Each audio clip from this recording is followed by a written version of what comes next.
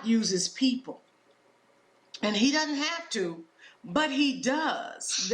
There was this lady, you know, and I was asking Kayla, is this somebody that you knew? And she was, no, I didn't know her, but I was willing to let her help me.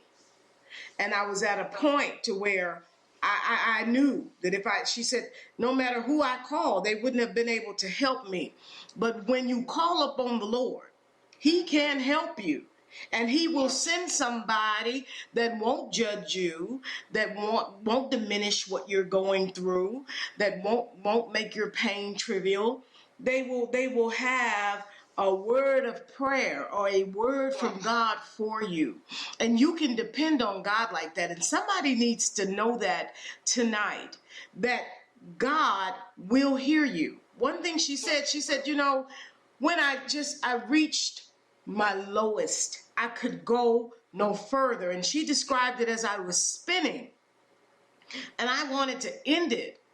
And somebody needs to hear what she's saying.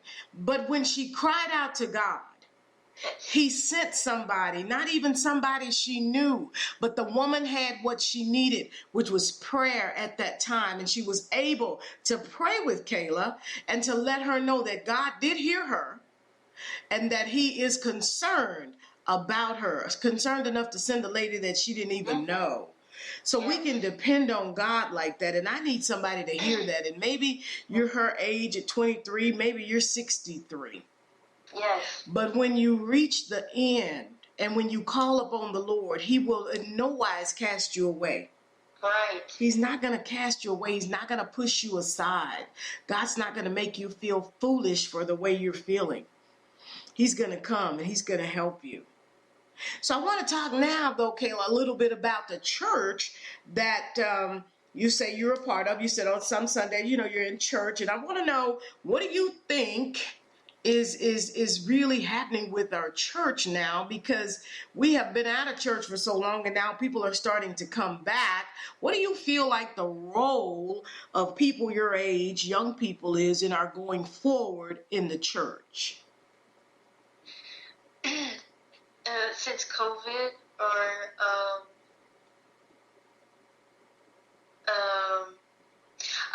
do you mean like since COVID happened? Yeah, I just mean going forward. Where do you see church? What do you see? Oh, like what's important right now? Yeah. Oh, well, I don't know, because I want to say that, like, I know that in the last days, like, the Lord is going to do lots of different things in order for us to see our need, like the earthquakes and the famines. But as for, you know, maybe in terms of revival for the church in America, things of that sort, I would love to be optimistic and say that, you know, that's going to happen, and it will. There will be, you know, revivals, if even like, you know, small scale. But like, I don't know if this nation is going to be, you know, rescued as a whole, because the way that the world is seemingly, you know, prophecies are unfolding, and like, it's just nearing the end, I believe. And a part of me believes it's just going to keep getting worse, but there are, you know, glimmers of hope, you know, still. Most certainly. As long as the Lord is on the throne, and he is, we do know that there is some hope. But I think I kind of meant like, y'all are going to be, you know, the next one that have to carry the church out. Do you see us in small groups in homes? Do you see us in the church building? We went a whole year without being actually in the building. And I think you made mention of something early in this particular interview, that you do, you know, your own personal home study. You do a lot of that yourself. And so just kind of that ways. Okay, sorry. No, that's okay. The question was kind of wide and out there, so I just kind of wanted to hone it in just a bit so you could address it. I'm interested in Okay. hearing what you have to say as a young person about where you think the church overall is going, including those in and out of the building. Uh, um, Building wise, I think that the small groups, I think those could be, very powerful. I'm I'm involved, or I was involved in like a small group of Bible study, um, full of believing, you know, uh, a Bible study full of believing people, like really, on fire people, faithful, and it was good. Like we saw, the purpose of that they said was like to meet together, to build one another up and encourage one another in Christ, so that the week, for the rest of the week, we could go out and be, serve the community, serve the people that we interact with daily, Mm-hmm. And to influence them for Christ. But it was kind of like a filling up, like it was like meeting at the well every study, and it was probably like 10, 15 people meeting together at this house, and I think those can be very powerful. For like, massive congregations, I don't really know. I believe that if they are preaching Christ, serving the community, um, you know, When you're a church, reaching out to the poor, I think that's a huge thing. okay. If that makes When you're attending services on Sunday, are there lots of young people there? um, young people. 20, 21, up to 35. Yes. Actually, the church that I go to, um, it's called Grace Community Church in Arlington, and they have they have a section that is carved out for young people, and it was a lot greater before COVID, and actually one of our pastors fell down with sickness, and so since he fell down with sickness, a lot of them have gone, and it's been a little unstructured since that, but so we do have dwindling numbers for the young people. Okay. What kinds of things? What Do you feel like you need in church as a young person? What kind of things are you looking for from ministry leadership? Are there certain things that you feel like as a young person that you would like to see in the church, maybe that you didn't see when you were growing up for young people? Is there anything that you think the church would do better at?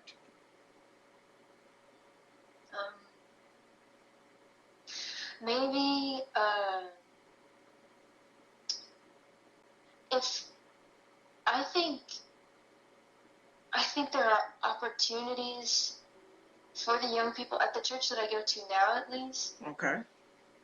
But I think that the young people in the church, they might need more opportunities. Well, for me, I would love for mentorship. Okay, that's really interesting. That's interesting. Okay, spiritual mentorship. Is that what you mean? Like, yes, ma'am. Spiritual support. Somebody older, an older person in the church would kind of take you under their wings and just kind of make sure that you're kind of going in the right direction and just answer any questions that you may not be able to ask, like during a service or a Bible study or something like that. Yes. Okay, well, I like that. That sounds good. I don't know how many churches are doing that, but that does sound like something that may need to happen, not something that really happened when I was there. And another thing that you said is that I knew a lot of the rules, but I didn't really have a real relationship with the Lord. So you kind of knew the do's and don'ts, I guess, in going to church as a young person, but maybe the emphasis wasn't really put on your having a relationship with God. Is that what you're saying, or do you want to talk a little bit about that before we get off? Absolutely. Um, that actually is a great question, Miss Sabrina. So I think we could go through the church motions, like there's this like community that we're in, and we know the Bible, we worship, we sing the songs, but we don't act as the hands and feet of Jesus, like within ourselves and in our hearts. And there's at times we kind of just have these little. I see sometimes there's like battles for authority, and there's like maybe like just kind of neglect for the things that Jesus is really wanting us to focus on. And it's more so I found that it's a lot of partying going on, and not like like lewd partying, like the world kind of partying, but and maybe in our hearts we are partying like that. It has That's a lot to do interesting. with the heart, but like the parties that I'm talking about in the church are mainly like just the fun, just getting together and having fun all the time. And it's not bad to have fun, but like I believe that for young people in particular, it's taken over. And like even some of the older folks that I know were it's really just, and it's just, the way that I can see this is because of the contrast in what's happening in the world. Like, we're, as a body of believers, like, partying, like, together, and we say that it's because we need rest, and we need fellowship, and we need time to have fun, but when we think about, like, what's really happening in the world is really falling apart around us, I think that if we just shifted our focus to, to things that are going to last eternally, that, Jesus would be a lot happier with what our occupation is. And So what you're saying is that we seem to have gone, I guess, as believers into this whole thing of we need more rest and relaxation than we do to be working and doing the things that the Lord said that we should be doing in a world that's dying. We seem to be trying to find as much fun or relax and please ourselves, I guess, more than we are concerned about what's going on in our dying world. mhm. I think I agree Well, with I you. think I think I agree with you on that, though. I very much agree with you on that we're not concerned with the things that the Lord left us to be concerned with. There are enough people out here that I think are hurting, and there are many things that are going on that the church, I think, would be the answer, or the people in the church, or what the church stands for would be the answer. And sometimes we don't show up, and there are many questions, but we have, I think, the answer, but we don't show up with it maybe as much as we could or should. So right. I that was I thinking think the is what I'm same thing. saying. Yeah. Like maybe there's a concern. I've seen a concern among the young people to do something, but the action doesn't really meet. Like they like the action of, like, they have the desire, but the action isn't necessarily there. And sometimes I think that comes from a lack of leadership when the desire is there, but it doesn't quite work. There is a need, there's a desire, and I think that leadership a lot of times has to lead and direct those that have a heart to go forward, and that people can do things other than give their money.